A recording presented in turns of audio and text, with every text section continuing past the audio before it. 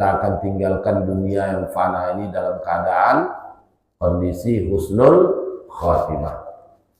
Bapak Ibu yang berbahagia, seperti yang kita pahami, kemarin hari Jumat tepat tanggal 1 Mei 2026. Kalau kita tengok di kalender, itu adalah Hari Buruh Internasional. Ya, Hari Buruh Internasional, di mana di hari tersebut kita diingatkan kembali tentang persoalan ketenaga kerja di Indonesia ini, persoalan buruh di negeri ini yang belum terselesaikan sampai saat ini. Bahkan kalau kita mau melihat data yang dirilis oleh Badan Pusat Statistik per November 2025 itu mencatat ada 7.350.000 ya, itu pengangguran dengan TPT 4,74%. Nah, ini menunjukkan bahwa masih banyak usia produktif yang belum mendapatkan pekerjaan layak di negeri ini. Kondisi ini memicu tekanan yang amat ya dari sisi mental akibat ketidakpastian ekonomi dan sempitnya lapangan pekerjaan. Nah, ditambah lagi kondisi tersebut ya, kalau kita lihat bahkan yang bekerja pun belum sampai kepada level tingkat sejahtera. Misalkan guru honorer dengan gaji ratusan ribu rupiah. Bahkan kalau kita lihat pula di sisi yang lain, di hari peringatan Hari Buruh Internasional itu gelombang PHK di sektor berbagai bidang, terutama tekstil, manufaktur, hingga startup, serta konflik upah terus memperlihatkan rapuhnya kondisi perburuhan yang ada di negeri kita. Nah, Bapak Ibu yang berbahagia, kalau kita mau mengkaji secara mendalam, ini persoalan buruh, polemik di kalangan buruh dalam setiap tahun mereka sampaikan itu sebenarnya bukan perkara teknis, tapi ini perkara sistemik. Kalau kita baca dalam sejarah, tidak pernah terjadi persoalan seperti ini di masa silam. Masa kejayaan Islam lebih kurang 13 abad, 1300 tahun lamanya, tidak pernah terjadi polemik persoalan buruh. Tapi ketika hari ini kita melihat, terutama di negeri kita, sejak merdeka sampai hari ini, itu persoalan buruh itu tidak pernah selesai. Secara umum tuntutannya itu pertama terkait dengan status outsourcing. Yang kedua berkaitan dengan kesejahteraan mereka, jaminannya tak jelas. Yang ketiga terkait dengan upah yang mereka terima, mereka menuntut untuk dinaikkan. Inilah secara umum tuntutan para buruh setiap tahun. Dan itu tidak terjadi dalam Islam. Apalagi kalau kita lihat tadi kasus misalkan guru yang orang-orang bekerja itu belum sampai ke tingkat sejahtera seperti guru. Ini tidak akan pernah terjadi. Bahkan kalau kita tengok dalam kitab Tarikhul Khulafa Imam Suyuti, itu dikhabarkan di masa Sayyidina Umar Ibn Khattab radhiyallahu an, itu gaji seorang guru mengajarkan anak-anak. Mengajar anak-anak itu hari ini setara dengan TK atau RA lah, Raudatul Atfal, taman kanak-kanak. Atau mengajarkan anak-anak MDA, SD, MI ya gitu ya. Itu gaji gurunya per bulan, tiap bulan diberikan oleh negara kepada guru yang seperti ini, mengajarkan anak-anak itu dituliskan dalam Tarikh Khulafa itu, 1 bulan per orang bergaji 15 dinar. Berapa 15 dinar itu? 1 dinar 4,25 gram emas kali 15. Kalau dikonversi dengan harga emas, 1 gram emas 24 karat hari ini sekitar 2.800.000, itu gaji guru TK, MDA, TPA, Raudatul Atfal 1 bulan 178.500.000 rupiah. Mana ada polemik lagi? Hari ini boro-boro guru gajinya segitu. Ya. Tingkat pendidikan tertinggi aja, perguruan tinggi, itu guru yang mengajar di kampus saja tak sampai gaji segitu. Makanya tidak heran akan muncul terus polemik masalah-masalah seperti ini. Makanya kita tegaskan, persoalan buruh yang terjadi di negeri ini, bahkan di negeri-negeri yang lain di dunia ini, itu bukan perkara teknis, tapi ini perkara sistemik. Artinya apa? Akibat buah dari diterapkannya sistem kapitalisme, atau kita kenal dalam istilah Arab itu ra'sumaliyah. Ra'sun kepala, maliyah harta, orientasinya materi. Inilah yang melatar belakangi persoalan buruh salah satunya, dan berbagai persoalan-persoalan lain yang ada di negeri ini. Karena sistem kapitalis ini tadi, sistem yang dibangun atas dasar sekularisme, faslud wa fasludin anid, ya, atau menurut Imam Said Qutb itu, beliau mengatakan al-ilmaniyah hiya iqamatul hayah ghairu asas minad din, mendirikan kehidupan yang tidak berdasarkan pada agama. Artinya apa? Dasar berdirinya sistem ini itu rapuh, batil. Maka lahirnya kapitalis melahirkan aturan yang rapuh pula. Karena sesuatu yang rusak akan melahirkan kerusakan. Sesuatu yang rapuh akan melahirkan kerapuhan. Sama halnya dalam kehidupan berumah tangga, Pak. Orang tuanya singa akan melahirkan anak singa. Begitu juga dalam hal aturan. Kalau sistem itu rapuh, batil, melahirkan aturan yang batil. Nah, sistem yang seperti ini diadopsi oleh berbagai negeri-negeri kaum muslimin, termasuk di negeri kita. Sehingga tidak heran peran seorang pemimpin dalam sistem ini, kapitalis ini, itu berperan sebagai regulator, atau paling tinggi fasilitator. Membuat regulasi aturan perundang-undangan dan memfasilitasi.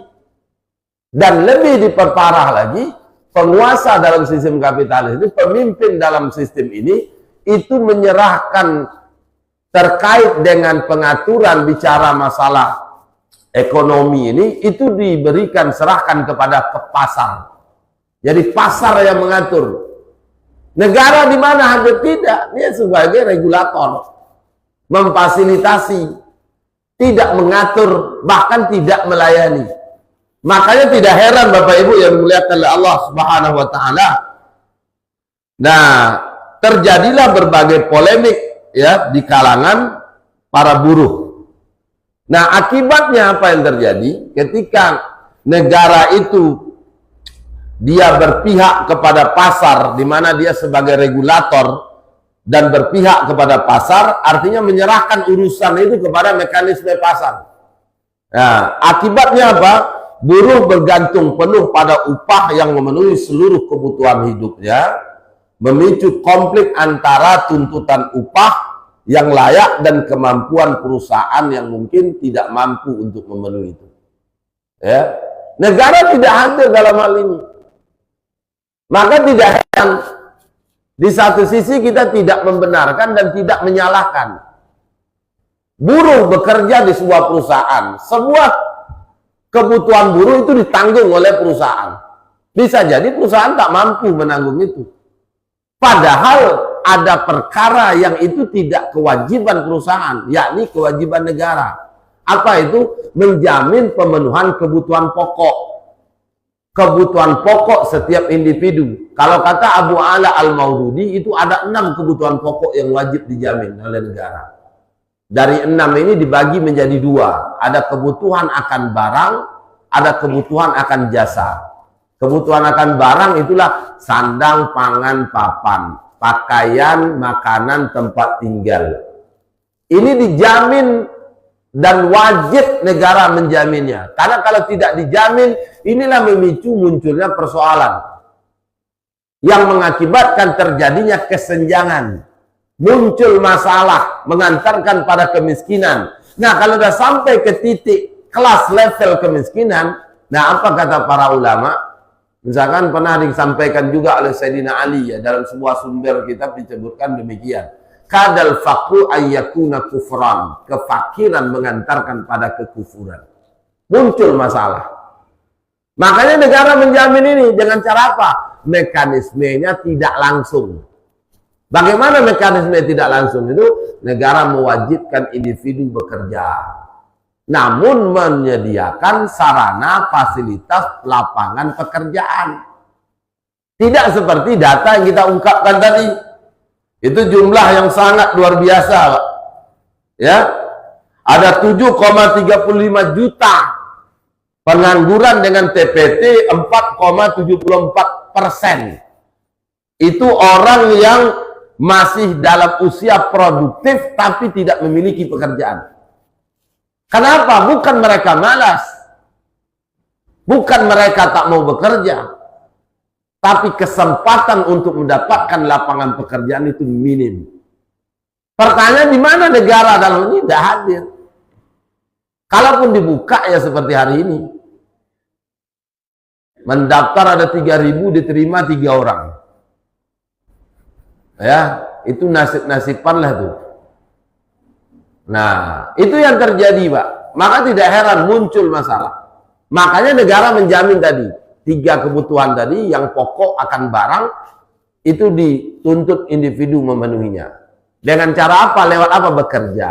Kalau lewat bekerja ini tidak terselesaikan, terpenuhi, maka negara merintahkan kepada keluarganya yang mampu untuk memenuhi. Kalau keluarga yang mampu tidak ada, yang bisa memenuhi kebutuhan akan barang tadi, maka negara akan memenuhi kebutuhan individu yang bermasalah dari barang berupa sandang, pangan, papan, dari sumber pendapatan negara lewat zakat. Zakat di Indonesia itu potensinya besar. Kalau kita tengok data 2025, itu 374 triliun. 374 triliun. Itu bayangkan, Pak. Yang terkumpul lebih kurang baru 37 triliun. Lebih kurang 11 hingga 12%. Jumlah orang miskin di Indonesia lebih kurang 250 juta. Itu kalau dibagi, Pak, dari potensi zakat 374 triliun, per kepala orang miskin 250 juta itu lebih kurang dapat 13 juta. 13 hingga 14 juta, lebih kurang. Coba bayangkan. Kalau orang yang benar-benar tak mampu tadi diberikan lewat zakat, selesai ini persoalannya. Ya, bukan disalahgunakan untuk hal-hal yang lain. Sebagaimana simpang siur yang kita sering tengok lewat di beranda kita disalahgunakan. Tapi kalau benar-benar diberikan kepada orang fakir miskin yang ada di negeri 250 juta dari potensi harta zakat, yang itu negara hadir mengelolanya, maka luar biasa. Ya, luar biasa potensinya. Nah, kalau harta zakat tidak ada, negara akan ambil harta selain zakat. Kalau harta selain zakat tidak ada, kas, anggaplah negara itu APBN-nya kosong, kas negara kosong. Tidak ada alokasi dana untuk persoalan menyelesaikan persoalan orang miskin dalam memenuhi kebutuhan sandang, pangan, papan tadi, maka negara akan memungut namanya doribah. Doribah itu semacam pungutan paksaan. Sebagian ekonom itu menerjemahkan doribah itu dengan istilah pajak. Tapi konteks pajaknya beda, Pak, konsepnya dengan Islam. Doribah dengan pajak hari ini. Kalau pajak hari ini berbeda jauh. Kenapa jauh? Doribah itu hanya dipungut dari muslim yang kaya. Kalau ada muslim yang tidak kaya, apalagi tak mampu, tak kena pajak. Coba. Bagaimana kalau non-muslim yang kaya? Kristen, Yahudi, Kristen, Hindu, Buddha, Konghucu yang diakui lah negara agama di Indonesia ini. Dia kaya raya, maka tak dipungut pajak. Apalagi orang non-muslim yang tidak kaya. Dari sisi ini, Pak, ini penting kita sampaikan ke publik. Bahwasanya Islam itu dari aspek ini kita bisa lihat betapa rahmatan lil alamin. Ya. Negara butuh dana itu tidak zolimi rakyat. Makanya syaratnya jelas. Pertama muslim yang kaya, yang kedua dari siapa dipungut? Ya. Ketika kondisi negara sedang paceklik, krisis. Sekarang Indonesia krisis juga. Cuma persoalan krisisnya apa? Bukan tak ada duit, tapi tak mau ngelola sumber. Sumber utama kita lebih dari 80% itu sumber dari pajak. Yang ketiga, doribah itu tidak unlimited, bukan sumber wajib sepanjang masa. Saat negara sedang paceklik aja. Butuhnya berapa nih? Butuh misalkan 3.000 triliun. Nah, dikumpulkan doribah dari muslim yang kaya tadi 3.000 triliun. Setelah terkumpul, doribahnya pungutannya stop. Berbeda enggak dengan pajak hari ini? Kalau pajak hari ini tidak, tanpa memandang muslim atau kaya, tanpa pandang bulu. Baik bulunya hitam, putih, kuning, oranye, dicatnya pun rambutnya itu Pak, tetap wajib. Asal dah punya KTP wajib, ya, tanpa memandang muslim atau tidak. Ini pungutan paksaan dan zalim dalam Islam. Bahkan Nabi tegaskan mengatakan la yadkhulul jannata sahibu maksi. Tidak masuk ke dalam surga para pemungut pajak. Inna sahiba maksi finnar. Kalau tak masuk ke dalam surga, kemana tempatnya? Nabi sebutkan dalam hadis yang lain, sungguh pemungut pajak finnar, berada dalam neraka. Nauzubillah summa nauzubillah. Nah, lagi-lagi kenapa ini bisa terjadi? Mungkin ada di antara Bapak Ibu kita para jemaah ini yang bayar pajak tidak dengan berbangga hati, bersuka cita, tapi terpaksa. Kenapa terpaksa? Lagi-lagi ini perkara sistemik. Paksaan terhadap oleh sistem kepada kita rakyat untuk membayar itu. Padahal sumber yang lain banyak. Pendapatan lain luar biasa. Ya. Nah, ini terkait dengan kebutuhan akan barang, sandang, pangan, papan. Berbeda Bapak Ibu kebutuhan yang kedua, kebutuhan akan jasa, pendidikan, kesehatan, keamanan, di mana negara memenuhinya secara langsung dengan menyediakan berbagai fasilitas sarana tiga nih. Apakah itu pendidikan, negara menyediakan fasilitas sekolah gratis. Itu dipraktekkan oleh Nabi, dilanjutkan oleh generasi Khulafaur Rasyidin, begitu pula generasi-generasi setelahnya, memberikan pelayanan, jaminan, pendidikan yang gratis kepada setiap rakyat yang hidup di wilayah kekuasaan Islam. Bahkan dulu sejarahnya di masa Nabi, malahan Nabi buat kebijakan. Pada saat perang Badar itu kan banyak tawanan, Pak. Tawanan perang. Nah, tawanan perang itu boleh bebas tanpa tebusan ketika dia mampu mengajarkan orang, termasuk anak-anak di Madinah yang buta huruf, bisa mengajarkan 10 orang, maka dia dibebaskan dari status sebagai tawanan perang. Itu terjadi Pak setelahnya. Dilanjutkan setelah itu. Sampai pada tahap memberikan pendidikan yang gratis. Kemudian apa? Kesehatan. Nabi memberikan pelayanan kesehatan yang gratis. Dilanjutkan oleh generasi setelahnya. Apa yang Nabi contohkan? Itu masih tercatat dalam sejarah. Di mana Rasulullah itu pernah dapat hadiah seorang dokter pribadi dari Raja Maukukis Mesir. Dokter itu dihadiahkan untuk Nabi dan keluarganya. Tapi Nabi, karena peran beliau bukan sebagai Rasul saja, tapi juga sebagai Raisud Daulah, kepala negara ketika itu, menjadikan dokter pribadi miliknya tadi ditugaskan di Masjid Madinah untuk melayani siapapun yang sakit, berobat ke sana gratis tanpa biaya. Dan itu berlanjut setelahnya. Bahkan puncaknya kalau kita baca dalam Tarikhul Khulafa Imam Suyuti itu, di masa Sayyidina Utsman Ibnu Affan radhiyallahu an, itu menjadi khalifah mengganti Sayyidina Umar Ibnu Khattab radhiyallahu an, di mana di masa Utsman itu luar biasa lagi. Kesehatan itu tidak hanya gratis, tapi yang menjaga orang sakit. Dia kan tak bekerja. maka negara menyantuni kebutuhannya selama dia stop bekerja menunggu saudaranya yang sakit. Kalau sempat seperti ini diterapkan, saya yakin Pak, ada saudara yang sakit yang lain tuh akan cepat untuk menjaga ya. Kalau sekarang yang sakit ya gimana lagi, kalau aku tunggu kau tak ngepul dapur. Kalau aku rawat di rumah sakit, ini pula bermasalah. Nah itu kenapa? Karena lagi-lagi sistemik. Tapi berbeda kalau konsep Islam tadi. Negara hadir, begitu juga menjamin keamanan. Luar biasa aman. Orang berpikir panjang untuk berbuat kriminalitas. Ada sebuah riset penelitian itu membuktikan Pak, dalam waktu 1300 tahun lamanya itu cuma ditemukan 100 kasus pidana. 13 abad lebih, kan Islam kan lebih kurang 13 abad.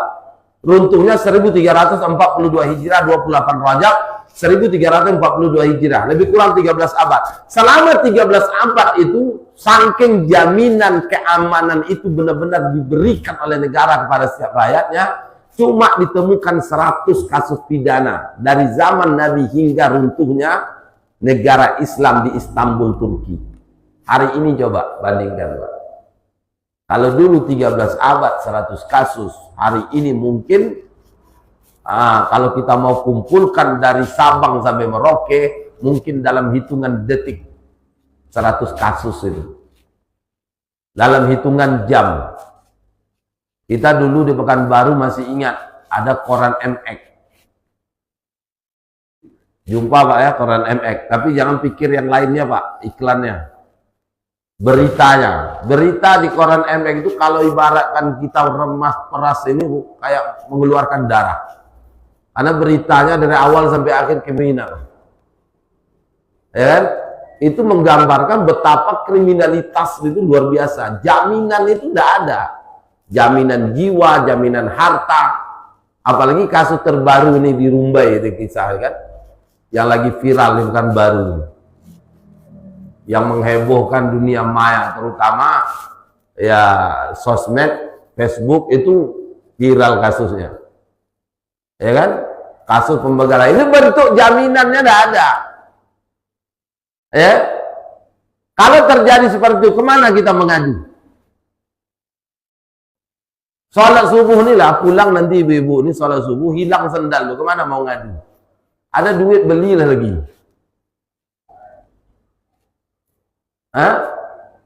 Besok subuh hilang lagi, baru beli sorenya sholat subuh lagi, hilang lagi. Ini memang diincarnya subuh aja, karena dia tahu orang yang sholat subuh itu orang yang keimanannya kuat, mungkin tak menyumpah dia gitu. Dia curi lagi Bu. Kemana kita mau mengadu? Mengadu ke pihak berwajib, sendal swallow hilang. Nauzubillah. Tapi dalam Islam tidak. Dijamin jiwa orang. Makanya ada aturan. Ya ayyuhallazina amanu kutiba alaikumul qisasu fil qatla. Diterapkan kisos atas pembunuhan. Sehingga apa? Kalau ini diterapkan, orang berpikir panjang mau membunuh. Karena kalau orang itu membunuh, si A membunuh, misalkan, maka si A itu sudah siap untuk dikisos. Kisos itu hukuman mati. Coba yang Pak. Sekilas ngeri. Ini ngeri aturan Islam nih. Sebagian orang yang tidak paham, tidak sampai maklumat kepadanya. Ngeri kan? Orang bunuh maka masa dibunuh. Coba bayangkan Pak, orang yang membunuh hari ini tak dibunuh. Si A dibunuh oleh si B. Nah, si B masuk penjara. Remisi. Putusan 2 tahun jadi 7 tahun. 7 tahun kemudian keluar dia. Lewat di depan keluarga yang si A yang terbunuh tadi. Itu gimana perasaannya? Memunculkan rasa dendam. Ya kan? Coba kalau dia si A itu si B yang membunuh si A tadi dibunuh pula. Dikisos. Selesai. Tidak hanya itu, orang berpikir panjang mau membunuh. Karena tak mau mati. Akhirnya apa? Nah, makanya Allah ungkapkan, walakum fil qisasi hayatu ya ulil albabi la'allakum tattaqun. Dalam pelaksanaan kisos itu ada kehidupan. Kok membunuh itu ada kehidupan? Logikanya begini. Si A mau membunuh si B. Tapi si A ini ngeri dia. Kalau dia membunuh si B, dia akan dikisos. Akhirnya apa yang terjadi? Si A tak jadi membunuh si B. Karena si A tak jadi membunuh si B tetap hidup. Makanya dalam kisos ada kehidupan. Ini jaminan jiwa. Jaminan harta lagi coba. Yang maling potong tangan. Tapi tidak setiap maling potong tangan. Kalau kadar maling barang yang dicuri itu sampai. Dalam hadis disebutkan fi rubi'id dinar, 1/4 dinar. 1/4 dinar itu berapa? Kalikanlah 1 dinar tadi 4,24, 25 gram emas 24 karat. 1/4-nya. Kali 2.800.000 bagi 4. 1/4-nya kadar barang yang dicuri sampai maka baru dipotong tangannya. Kalau tak sampai ke situ, nilai 1/4 dinar, dia sudah dipotong tangan. Akan dikenakan takzir dalam Islam. Qadhi memutuskan ini hukumannya apa. Dengan begitu apa yang terjadi? Harta orang terjaga. Kita pun tahu Pak Bu, beda maling dengan tak maling. Hari ini coba. Pakaiannya necis. Bajunya dia berdasi. Sepatunya mengkilat, rupa maling. Itu ibu-ibu bilang, ya kan? Tidak ada bentuknya, sama aja hari ini. Coba kalau ini memberikan efek jerah, makanya fungsinya nanti ada 2, jawabir, zawajir, sebagai penebus, sebagai pencegah. Penebus di dunia diterapkan di akhirat, kelar, selesai. Pencegah berpikir panjang pelaku-pelaku yang berniat untuk melakukan hal yang sama. Karena kalau dia berbuat, dia akan mengalami kondisi yang sama. Misalkan membunuh, maka dia akan dibunuh. Mencuri, maka tangannya dipotong. Coba. Begitulah Bapak Ibu yang berbahagia.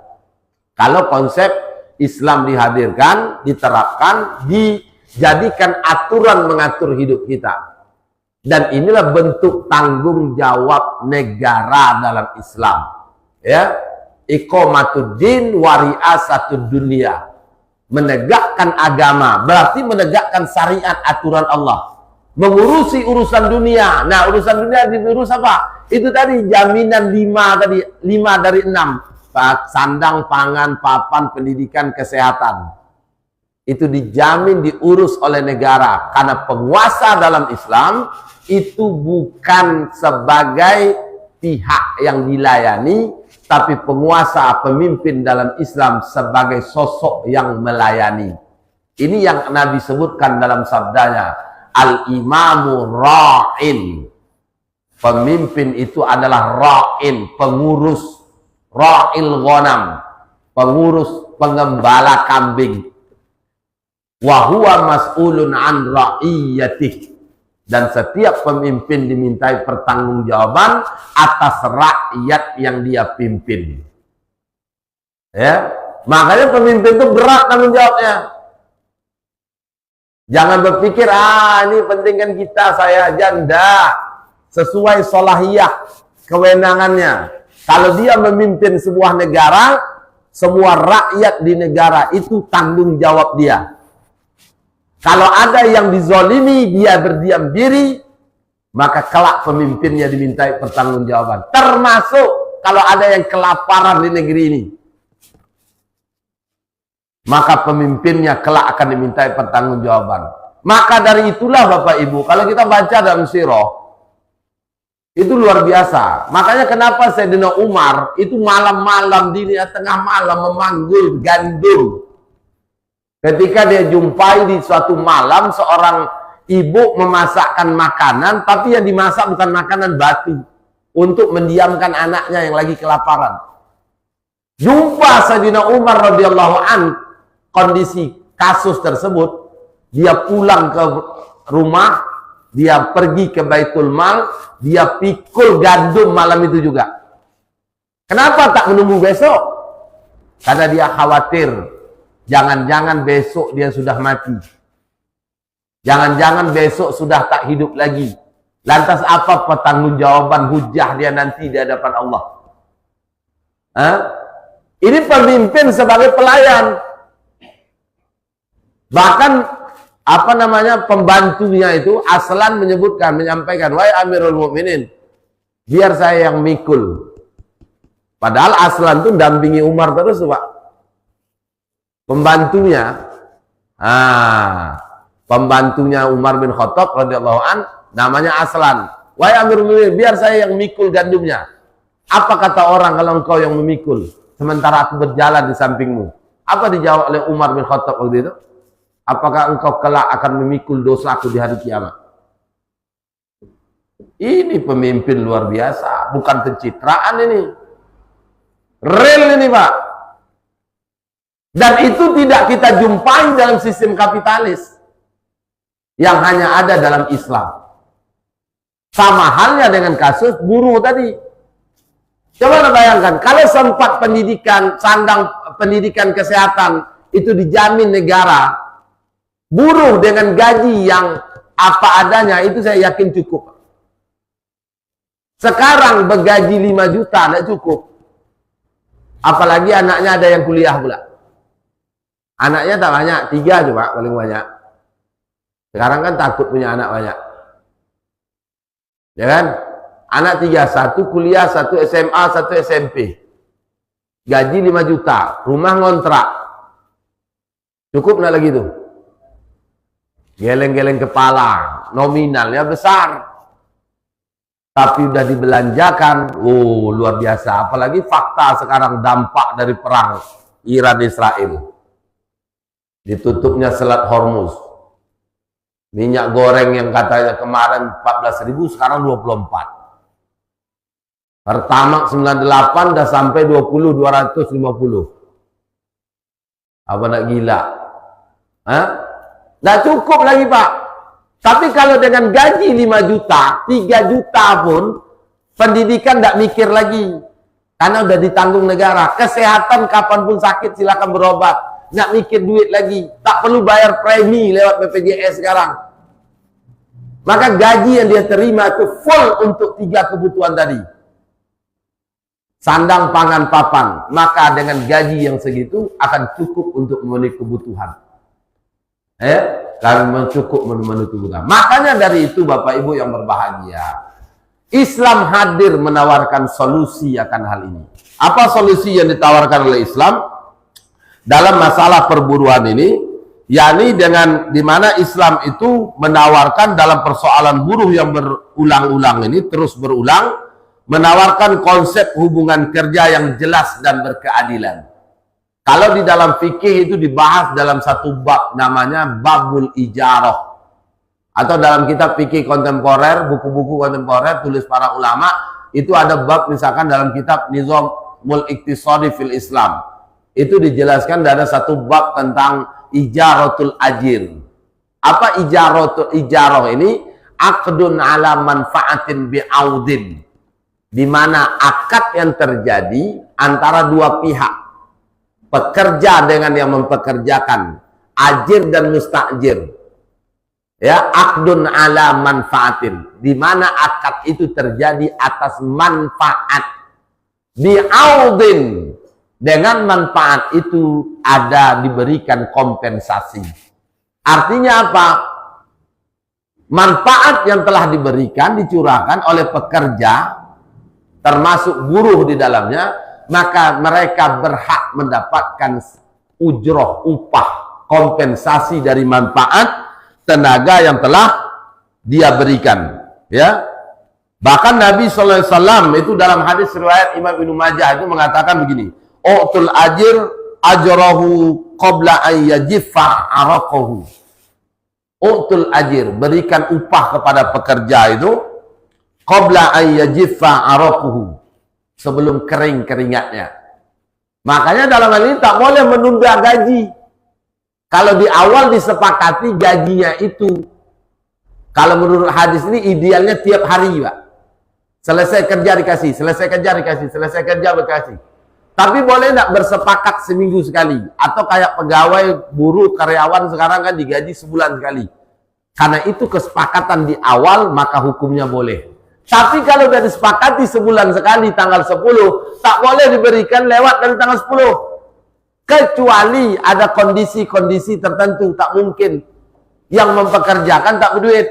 Misalkan, itu pun harus disampaikan.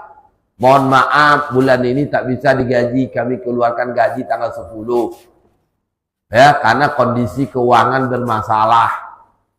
Mohon kiranya redo diundur beberapa hari ke depan. Misalkan, ridho si pekerja, maka hukumnya boleh. Tapi kalau tidak, itu masuk kategori kezoliman. Berapa banyak hari ini orang yang digaji kayak gitu? Bekerja di awal digaji tiap bulan, tapi ternyata dirapel jadi 3 bulan. Kayak guru MDA itulah, berapa gajinya sebulan? 300, 400, 500, dirapel pula 3 bulan. Kayaknya perut orang ini cuma mau makan tuh 3 bulan sekali. Selain 3 bulan itu tak mau makan. Itulah buah dari kezoliman, Pak Bu. Sistemik. Sistem kapitalis yang diterapkan hari ini. Tapi kalau dalam Islam tidak. Berikan upah itu kepada pekerja sebelum kering keringatnya.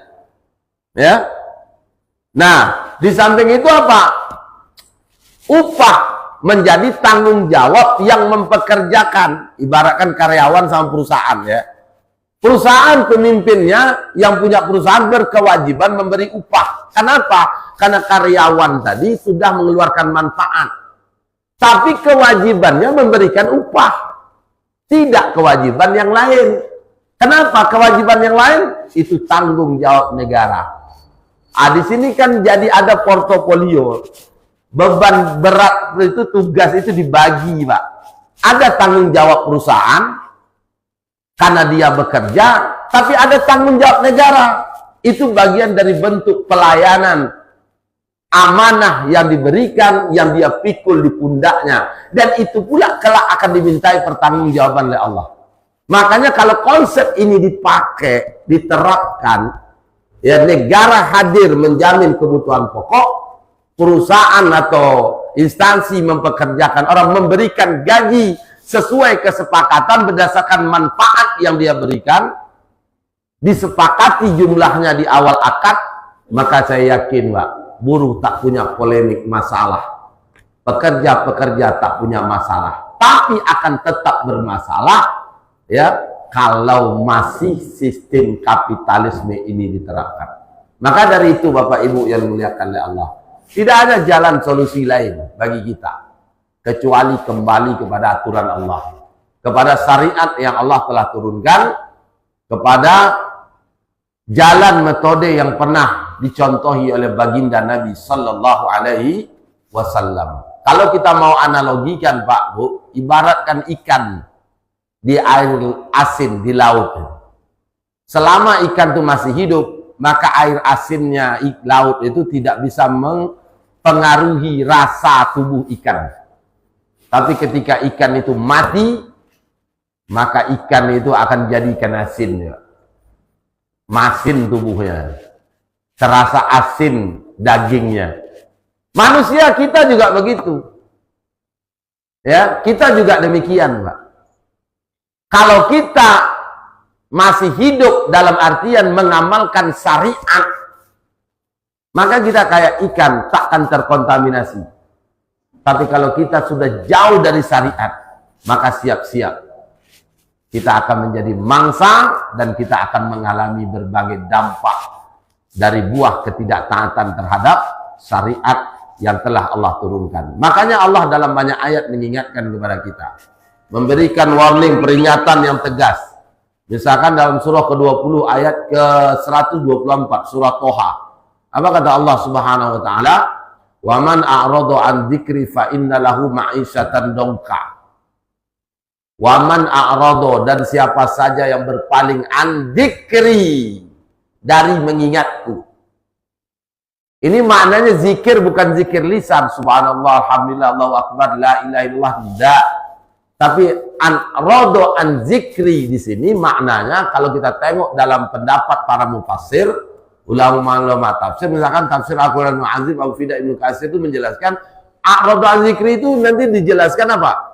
Dalam ulama tafsir-tafsir yang lain lah itu disebutkan itu mengikuti syariat dan mengikuti thariqah yang dibawa oleh Nabi Shallallahu Alaihi Wasallam, menjalankan Islam.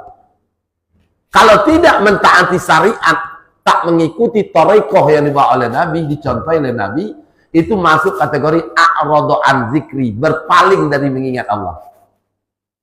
Kalau berpaling dari mengingat Allah, apa yang akan terjadi? Fa innalahu, maka sungguh baginya yang berpaling tadi. Karena hu di sini tertuju korinanya kepada man a'radu. Maka baginya apa? Ma'isyatan dongka, akan hidup dalam keadaan sempit, sulit, susah. Cobalah tengok kita di negeri ini. Kalau kita mau bermuhasabah, Pak, hidup di kita di negeri kita ini, penduduk mayoritas muslim. Muslim penduduk penegara dengan penduduk muslim terbesar di dunia. Tapi seakan-akan berkah Allah cabut, seakan-akan kita merasakan Allah mencabut berkah dari negeri kita. Bukan kita tidak sholat, bukan kita tidak berpuasa, bukan kita tak rajin berinfak, bukan kita tak mau menunaikan haji, umroh, bahkan kuota haji itu ya ngantrinya luar biasa banyak. Umroh itu tiap bulan selain Zulhijjah itu ramai kali orang berangkat umroh, ya kan? Tapi mengikuti Nabi, thariqah Nabi Muhammad SAW, metode manhaj yang dicontohi Nabi itu tak totalitas kita taati, tak totalitas kita amalkan. Maka yang demikian Allah juga ingatkan dalam ayat yang lain. Misalkan di surah kedua ayat ke-85 suratul Baqarah. Allah tabaraka ta'ala itu mengingatkan begini. Wa afatu'minu nabi ba'dil kitab. Apakah kalian mengimani sebagian Alkitab? Wa takfuru nabi ba'dil. Dan mengingkari sebagian lainnya. Mengamalkan sebagian urusan ibadah, salat, zakat, puasa, haji, infak, sedekah kita amalkan. Tapi wa takfuru nabi ba'd. Mengingkari sebagian yang lain. Sebagian yang lainnya apa? Mengatur ekonomi tak pakai Islam.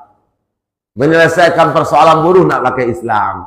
Defisit APBN ngutang ke luar negeri tak pakai Islam. Utang luar negeri itu pakai riba. Mengatur urusan pergaulan tak pakai Islam. Bahkan mengurusi negara ini sistemnya tidak pakai Islam tapi demokrasi. Wa takfuruna bihi. Apa konsekuensi dari seperti ini? Fama jazaa'u may yaf'alu dzalika minkum. Tidaklah balasan dari kalian yang berbuat demikian illa khizyun fil hayatid dunya, melainkan hidup di dunia dalam keadaan nista, hina, sulit. Hari ini Pak, bukti nyata Pak, yang berduit apalagi tak berduit, sulit. Karena kita tuh disasar dari semua sisi. Pajak dipungut berbagai bentuk macamnya, apalagi yang pakai sistem Cortex sekarang. Terdeteksi Bapak Ibu punya aset. NPWP pelaporannya pakai Cortex. Si A punya NPWP, daftar Cortex, beli barang, beli aset, sesuatu, terdaftar lewat NIK, nomor induk KTP-nya. Nanti ini mempengaruhi apa pungutan pajaknya. Ini gila-gilaan ya, semua sisi sulit.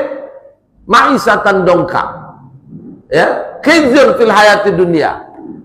Bagaimana nanti di akhirat? Nah, kalau dalam surah Toha ayat 124, wa nahsuruhu yaumal qiyamati a'ma.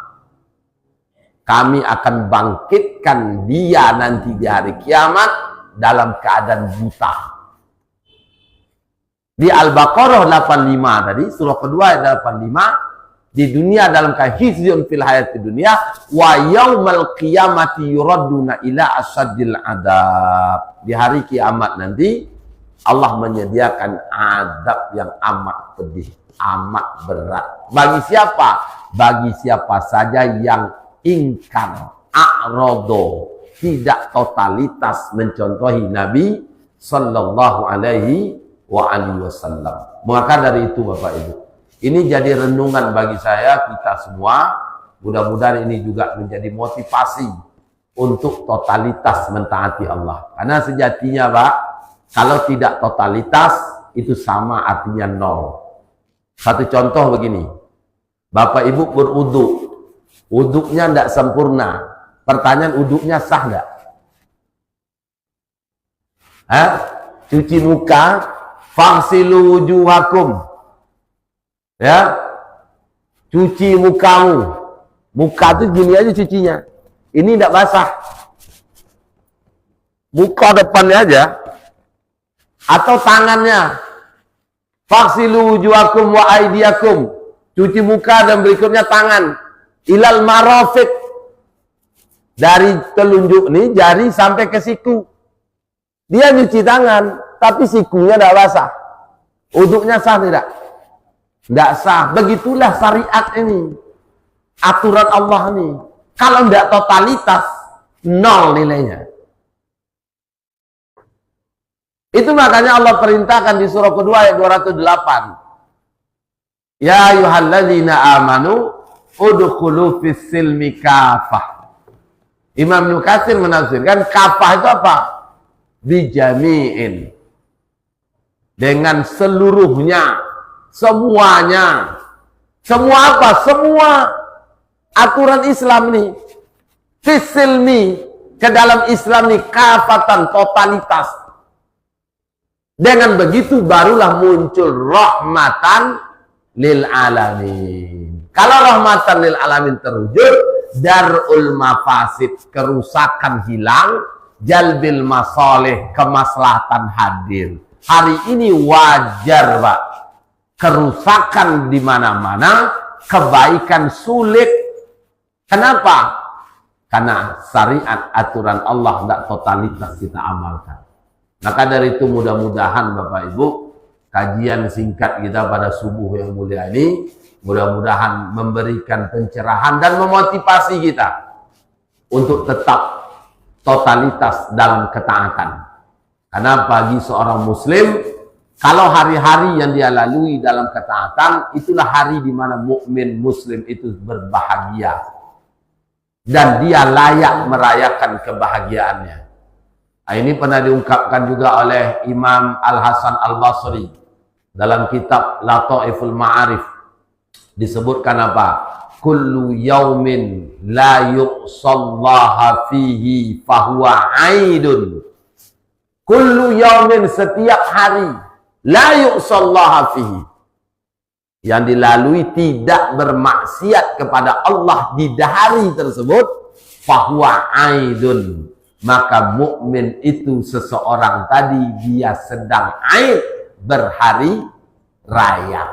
Meski tidak di bulan Syawal, tapi hari-hari kita lalui dalam ketaatan, tidak bermaksiat, maka insya Allah itulah disebut hari kemenangan bagi seorang mukmin. Inilah Bapak Ibu sebagai garansi nantinya. Kalau kita nanti ajal tiba, tetap dalam ketaatan, tidak bermaksiat, inilah sebagai garansi kita tinggalkan dunia ini nanti dalam keadaan husnul khotimah. Ini disebutkan oleh Anas bin Malik radhiyallahu an, yang pernah kita bahas pada pertemuan-pertemuan sebelumnya, membahas tentang 5 lebaran bagi orang beriman. Yang keduanya Pak, al-yaumul ladzi yakhruju fihi minad dunya bil iman fahuwa yaumun aid. Hari di mana seorang mukmin keluar dari dunianya dengan imannya, maka fahuwa yaumun aid, maka di hari itu mukmin sedang berhari raya. Kapan kita bisa keluar dari dunia dengan iman? Meninggal dalam keadaan husnul khotimah. Tentu hari-hari kita jauh dari maksiat, tetap dalam ketaatan. Maka dari itu Bapak Ibu, taat mesti totalitas, taat mesti sempurna. Ya, harus 100%. Agar apa? Ketika ajal kita tiba, itu yang menjadi jaminan kita tinggalkan dunia ini dalam keadaan husnul khotimah. Nggak mesti Pak di tempat sajadah. Karena kita tidak tahu Pak kapan ajal kita tiba. Itu menjadi rahasia sirrul hayah bagi orang hidup. Rahasia sir bagi orang hidup. Kalau kita masih hidup, tidak tahu kita. Apa yang tidak tahu? Waktu kita mati, kapan waktunya? Tempatnya di mana? Kita tidak tahu. Itulah makanya terus totalitas dalam ketaatan. Bisa jadi sedang bekerja. Makanya bekerja itu pastikan mau berangkat dari rumah, berdoa, mengharap ridho Allah, pastikan bekerja mencari yang halal. Andaikan ajal tiba, dapat pahala syahid. Syahid akhirat, bukan syahid dunia. Tetap dimandikan, kapani, sholatkan, kuburkan. Ya, para ulama mengatakan orang yang dapat syahid akhirat itu fadilahnya dia mendapatkan bebas dari siksaan kubur. Tapi dia tetap dimandikan. Sama mak-mak perempuan lagi melahirkan, ajalnya tiba. Kalau dia ridho dengan kondisinya, insya Allah dia muslimah.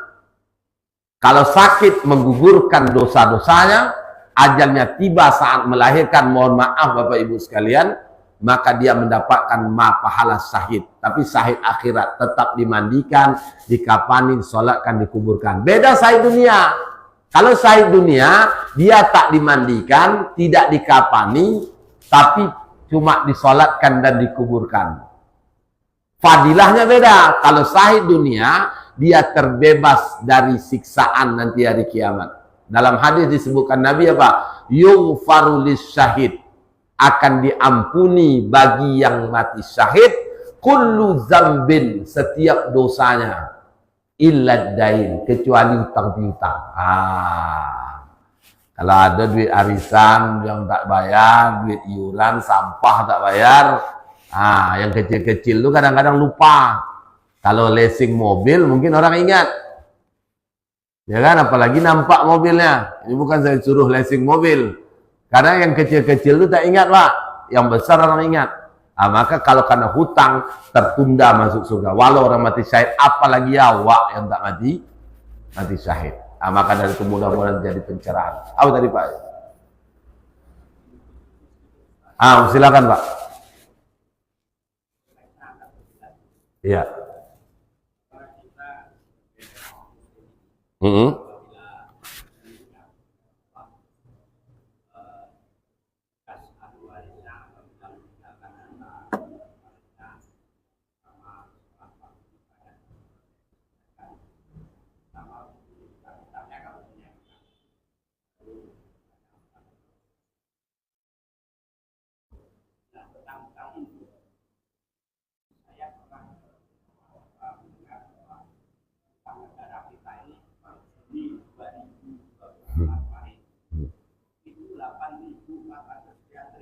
Udah lebih sekarang Pak. Udah lebih dah Pak. Anggaplah 8.000 sekian ini. Kalau dikonversikan pada jumlah penduduk kita itu, tiap manusia menabung sekitar 15 juta rupiah. Iya. Yang jadi pertanyaan, apabila kita ini suatu meninggal, Iya. kemudian tabungan utang yang 15 juta itu, ini menurut syariat kita yang tanggung jawab siapa? Sementara misalnya pemimpin kita tidak itu ada. Nah, itu kan beda Pak, utang lembaga. Yang kedua itu yang berutang bukan Bapak. Si A berutang, Bapak lah tanggung utangnya. Itu sebenarnya enggak kena ke Bapak. Bukan Bapak, itu kan cuma menganalogikan. Kalau dibagi per kepala itu lebih kurang 15 juta per orang. Maka muncul anekdot, makanya bayi yang lahir itu menangis.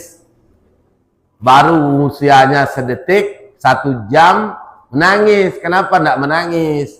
Dapat tagihan utang 15 juta, itu anekdotnya aja. Itu kalau dibagi rata dengan jumlah hutang. Tapi apakah kita meninggal nanti menanggung hutang itu? Enggak lah. Hutangnya mengandung riba loh. Apakah kita menanggung dosa ribanya? Enggak. Yang berakad yang kena. Kalau pemimpin, si A pemimpin, waktu menjabat, dia berhutang ke IMF, ke World Bank, ke Cina misalkan, enggak? Dengan syarat riba, dia pemimpin itu yang berusaha. Kenapa pula awak berusaha? Kecuali awak mensupportnya, memang begitulah, ngutanglah, apa-apa bunga ini riba kecil, 1% cuma, misalkan, dah. Nah, itu kita dapat dosanya, bukan dosa tadi, dosa membenarkan kemaksiatan tadi. Tapi apakah hutang itu bapak juga menanggung dosanya besok, menanggungnya dari kiamat? Oh berat kali kita pak. Kalaupun ada duit, kemana mau kita bayar sekarang? Maka dari itu insya Allah bapak tidak akan menanggung itu, tidak usah risau. Nah, tidak usah risau bapak. Ya, itu yang jelas hutang lembaga negara nih harus menyelesaikannya. Maka beban jadi pemimpin itu harusnya bukan sesuatu yang diperebutkan, Pak. Itu punya beban yang berat. Jelas ini udah jelas masalah kan. Hutang yang menumpuk kayak gini kok berebut lagi coba. Hah? Logikanya bapak disuruh jadi pimpinan sebuah perusahaan, padahal perusahaan ini udah mau bangkrut. Hitungan hari lagi pak, mau bangkrut, bapak suruh jadi perusahaan, pimpinan perusahaan, mau bapak. Tapi logika yang kayak gitu hari ini ternyata berebut orang mau jadi pimpinan tuh. Direksi di perusahaan tuh coba, direktur di perusahaan itu coba banyak. Padahal dia udah tahu nih, ini bebannya ngeri nih. Yang dihadapi ngeri sekarang nih. Tapi masih berebut. Nah pertanyaannya apa? Mohon maaf, apa benar mereka memikirkan kita? Kalau mereka pikirkan kita, maka mereka berat untuk menduduki posisi jabatan tersebut. Tapi yang mereka pikirkan apa? Bapak Ibu jawab sendiri. Nah, kalau mereka pikirkan kita, makanya dulu di zaman Nabi, sahabat, generasi setelahnya, itu orang pak tak mau berebut jadi pemimpin tuh. Nggak ada yang berebut jadi pemimpin tuh. Nggak seperti hari ini berlomba-lomba. Orang tak berebut. Kenapa? Karena mereka tahu konsekuensinya. Di dunia kehinaan, di akhirat itu jadi adab. Illa man rahimah, kecuali siapa yang mengambilnya dengan rahmat, wa adalah, dengan penuh keadilan. Apa makna rahimah wa adalah? Kalau pemimpin kekuasaan itu dia jalankan sesuai syariat, barulah Bapak Ibu mendatangkan kebaikan. Kalau hari ini, nauzubillah min dzalik, saya tadi malam Pak, kemarin pagi pergi ke Tapung, ngisi di Tapung, pagi, zuhur, khotib sampai malamnya. Tadi malam pulang. Wah, itu jalannya luar biasa. Luar biasa jalannya, Pak. Susah mau dipilih. Saking indahnya, cantiknya, mulusnya, susah mau dipilih. Jalan tuh, berlubang-lubang. Kalau ada yang jatuh itu, siapa yang tanggung jawab? Tentu yang bersangkutan. Pemimpin tanggung jawab enggak? Besok. Apa kata Sayyidina Umar bin Khattab? Aku khawatir nanti di hadapan Allah ditanya, kalau ada seekor keledai yang melintas wilayah Syam, terpeleset, jalannya rusak, disebabkan kelalaianku, maka aku kelak ditanya di hadapan Allah. Keledai pak, hewan, ini manusia bergelimpangan tengah jalan tuh. Siapa yang bertanggung jawab? Pemimpin. Nauzubillah summa nauzubillah.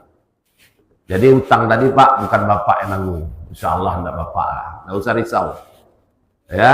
Tapi bapak sampaikan terus ke orang kayak gitu supaya orang sadar kalau ternyata dia punya hutang yang harus dia pikirkan untuk solusi supaya keluar dari persoalan hutang itu negara. Baik, saya kira demikian. Terima kasih. Mohon maaf bila kata penyampaian kurang berkenan dari ibu bapak sekalian, mungkin gurauan yang tidak pada tempatnya. Mohon al-fakir berikan kemaafan yang sebesar-besarnya. Padahal Allah saya mohon ampun, pada ibu bapak sekalian mohon maaf. Billahil hidayah wa taufik, wallahu muwaffiq ila aqwamit thoriq. Bismillahirrahmanirrahim. Subhanakallahumma bihamdika nasyhadu an la ilaha illa anta nastaghfiruka wa natubu ilaik. Walhamdulillahi rabbil alamin. Wassalamualaikum